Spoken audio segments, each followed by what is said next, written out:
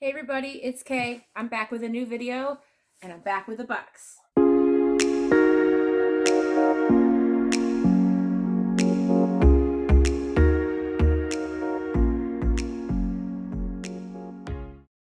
I thought it would be a great opportunity not only to unbox some new paperbacks that I got today, but also to talk about covers in general. I'm sure you've all heard the saying, don't judge a book by its cover, but when it comes to publishing, you kind of have to. You don't have a cover that's appealing to the eye and matches the genre that you're going for, it sucks, but you're not going to get sales. So I figured today I would share two of the sites that I have used for my cover art. And hopefully it will at least give you a starting point of other places that you can research.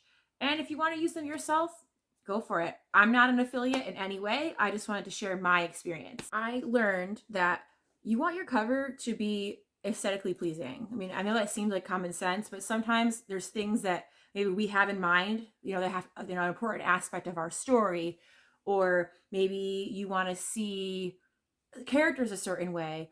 And while that might be like important to you, that might not be what your reader is looking for. Like, I have a contemporary romance with a different pen name that I haven't really even talked about yet, that I didn't want to have a hunky guy in the cover, and I had people in my writing community tell me like no one's going to pick that up. People, they associate those romance novels with that shirtless man, the couple, in an embrace. I think another thing that can be really daunting too is when you are an indie author, there are some expenses that you don't think about at the time when you're writing that novel. And I think cover art is one of them. I mean, some people, they might have the means to pay for like a really, really expensive cover artist. I know I'm not one of those people.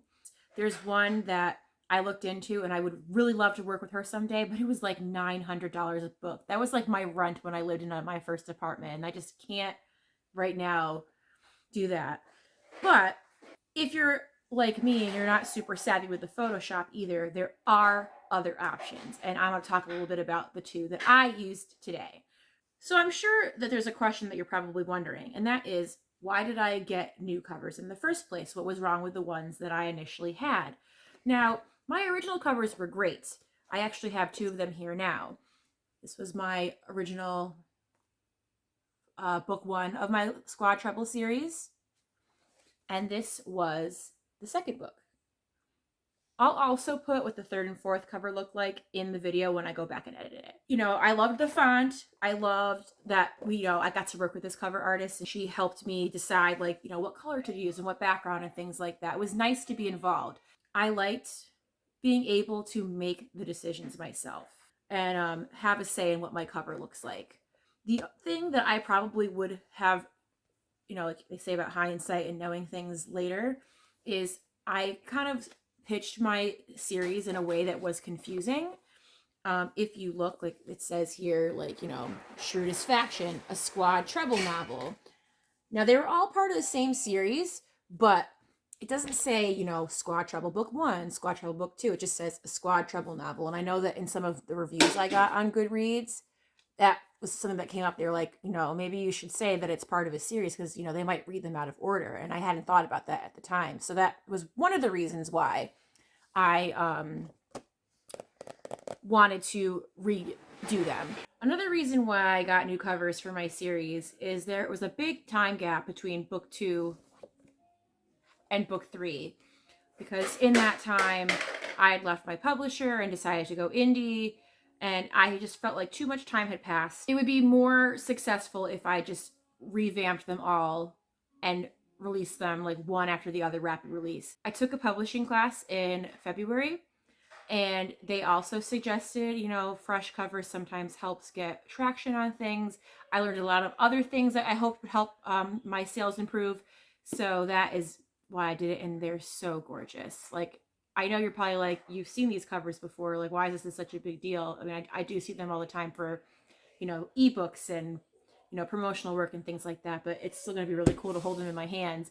And some of them are already going to go to different people, which is kind of cool too. So why don't we pop this open and we're going to see what they look like. So here we go. Here's the box. Let's see. There we go. Oh. Oh my gosh. Look it. Oh, it's so pretty. And there's like the spine.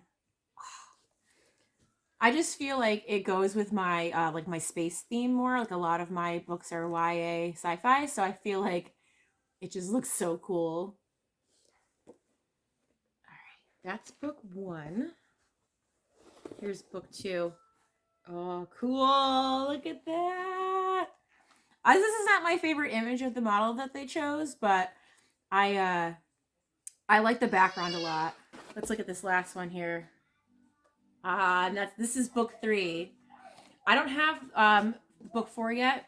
Book 4 is currently on pre-order, so I figure in August I'll probably get those so I could show you what they look like for real then. But yeah, this is book 3. This is great. I was gonna say I'm gonna give a set of these to someone in town as a birthday present. I owe somebody book 1 for a raffle that I did a while ago, so I need to definitely send that out. Luckily, I know the person, so that's why I've been kind of holding off. And believe it or not, I don't have a full set for myself. Like I had those extra ones that I showed you of the old books, but I might try to get rid of them like at a discount.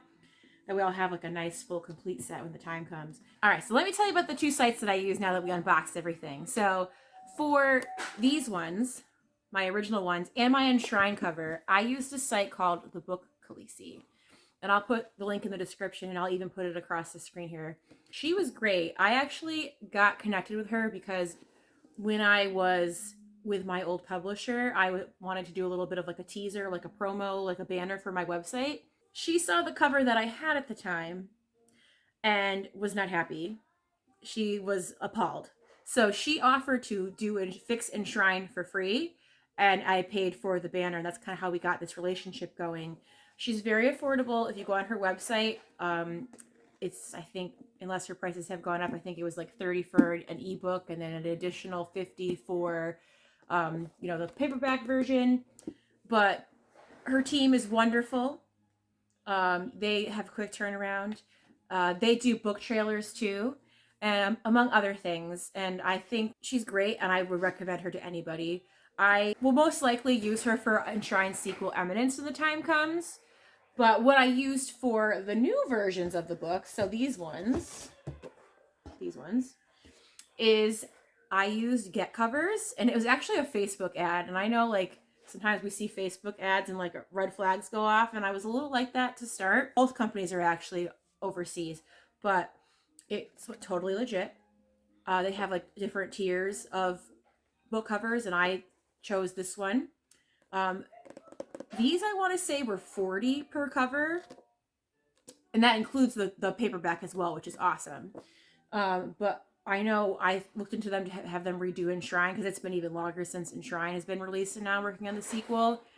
And they were going to charge me, I think, like $25, which, I mean, if you have a lot of books, that's the way to go. I mean, like unlimited revisions, and they offer refunds.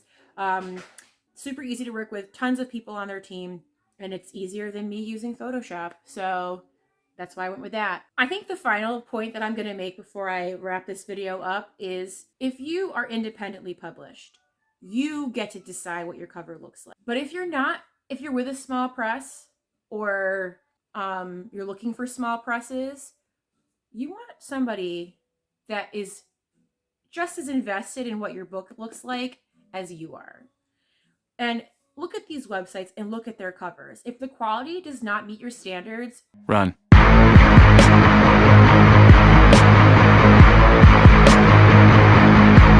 In all seriousness though, if it does not meet your standards, do not go with them. I think sometimes we are so excited to get our stuff published and our name out there that we're just happy to take whatever route we can take. There are some places that I think maybe they are just starting out, or maybe they have other things that are beneficial instead. But I think some publishing houses, they are more about, we have 500 authors, but like their books are not selling because they look like garbage. I know that's blunt.